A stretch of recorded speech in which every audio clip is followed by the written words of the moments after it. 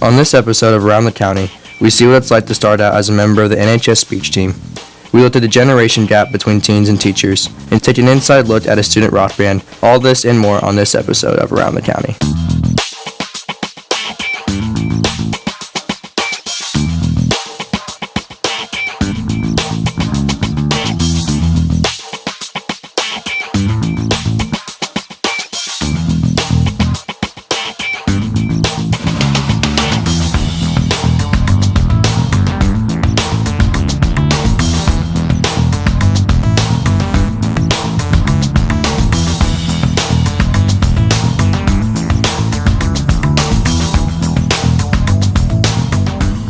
Welcome to Around the County. On Around the County, we take you to places you may not have been and introduce you to people you may not have met. Speech competitions are growing in popularity throughout high schools. Producer Carly Cheer puts you in the shoes of a new speech team member.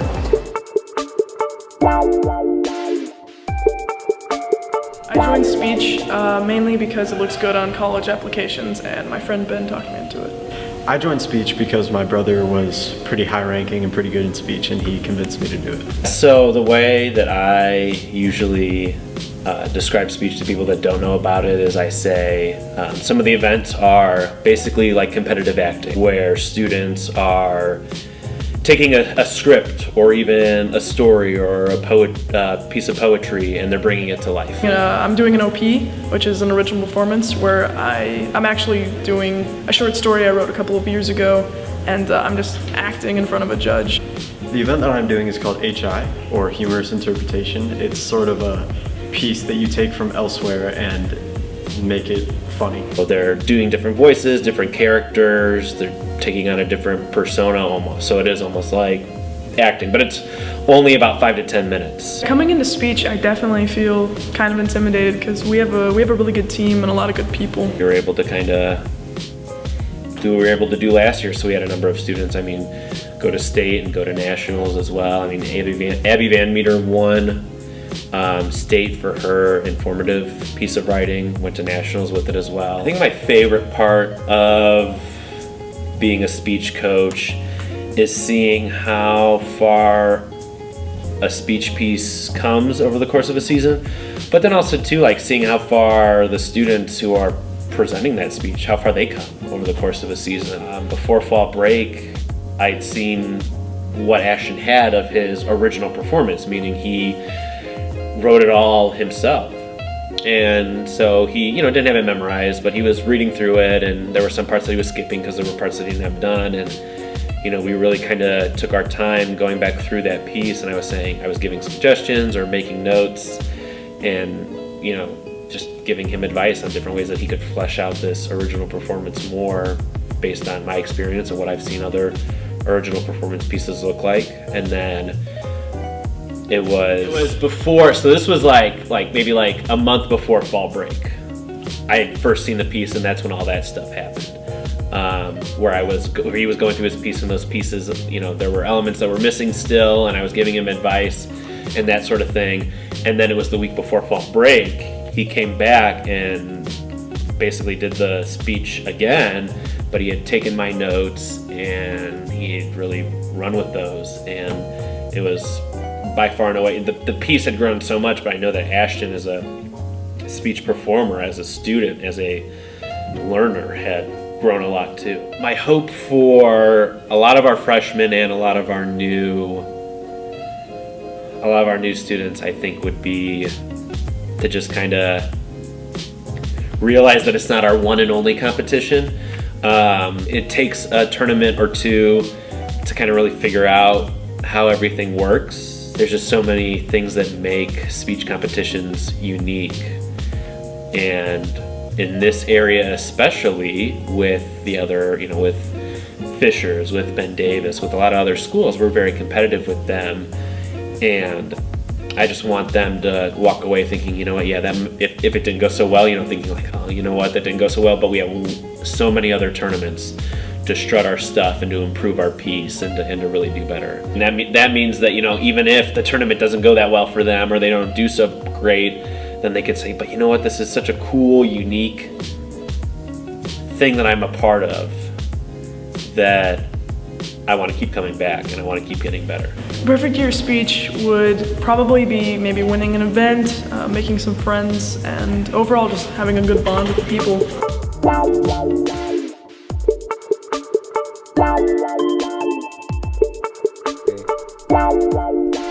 And we're back now with Ashton Janakis. Ashton, thank you for joining us.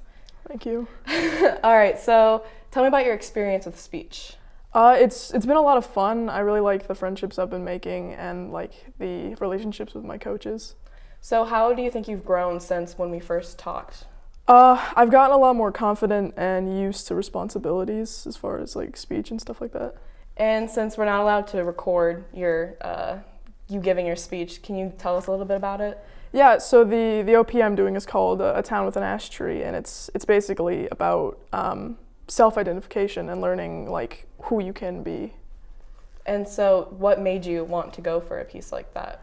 Well, I was looking at my options and I wasn't really a fan of having to do someone else's work, so I kind of wanted to pick my own story for it. And you said you wrote that yourself? Yeah, I wrote it actually as a short story a long time ago, and then I turned it into a speech. So how did you prepare? Did you have to transition it from a short story to a piece that you could actually present? Or yeah, I had to cut it down and just look at the parts that I wanted to put in. Okay, well, thank you for joining us today, Ashton. Thank you.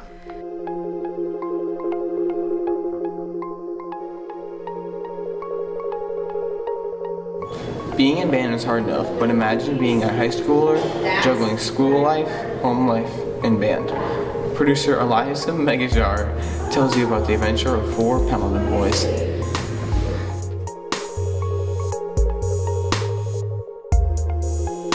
Hi, my name's Alex, and I play guitar.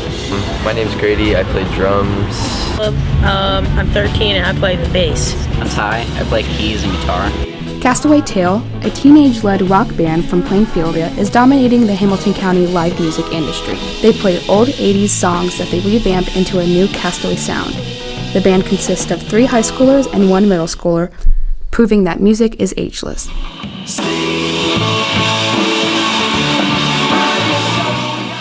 The goal of our band is to spread awareness of how bad music can be and how bad it can't be. So we try to make sure that people see other music that's out there right now instead of the long list of other music. Yeah. Spread positivity, love, Peace passion to the world. Yes. Love good music.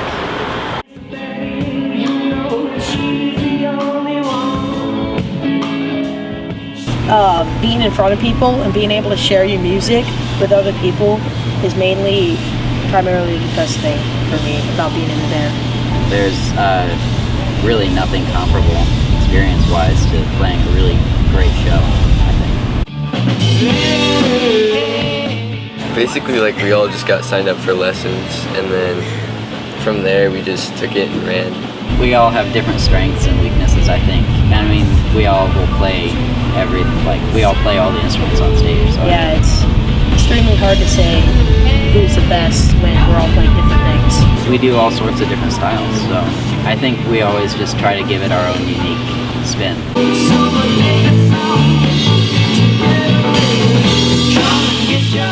We usually have a song in mind the week before, we all prepare it, and then we come together, put the song together, work on harmonies or whatever, and then run any other things we feel need attention to. We're all busy people, so getting everyone's schedules to line up and everything, shows and practices, it's a bit difficult, but we practice those regularly as we can. Yeah, we just all have to make it a #1 priority so we can find time to practice.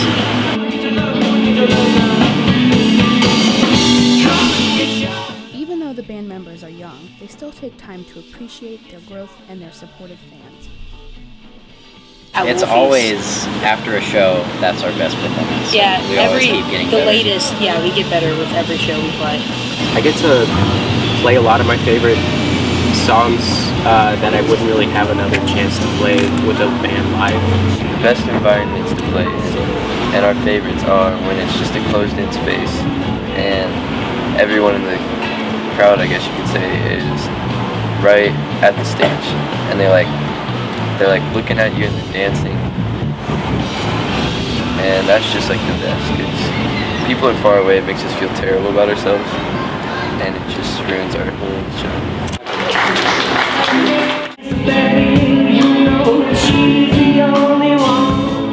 So do you guys think you'll still be a band once you graduate high school? Hopefully. No one can tell the future, but I know I'll still know everyone in the band. Yeah. Whatever happens, happens, but I know I can depend on these people, so. I mean, we're all good friends, so I mean, I don't see anything bad happening. I wish I could stay here.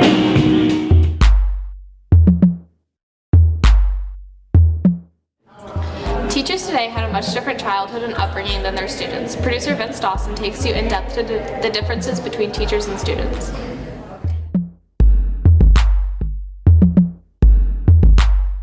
Teenagers today differ a lot from the ones 10 to 20 years ago. I was curious about how we are different, so I decided to ask some teachers around NHS what they did when they were growing up. What would you do on a typical weekend when you were growing up? So on Friday nights we would go to the football game or a basketball game. Saturday nights we might go to the movies. We would just hang out at someone's house, walk around the neighborhood. I had a couple friends in high school and we would do just kind of stuff around the neighborhood, playing basketball. We played a lot of board games, played a lot of video games growing up. And so we were lucky enough to live within walking distance of each other's houses. And so usually we'd end up at someone's house just kind of hanging out outside or playing video games for most of the night, something like that. Okay, so I think technology has made kids less social or social in a different way, so they're getting out less experiences. They're not doing things as often.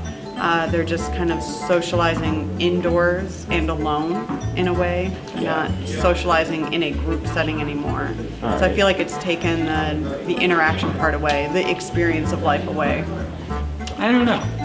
I don't know everything that teenagers do today, but from what I could guess, not much, honestly. I think most teenagers probably do pretty similar things that I did when I was in high school. I was in high school only 6 years ago now, so it's not that big of a time difference, but I'm sure there's some.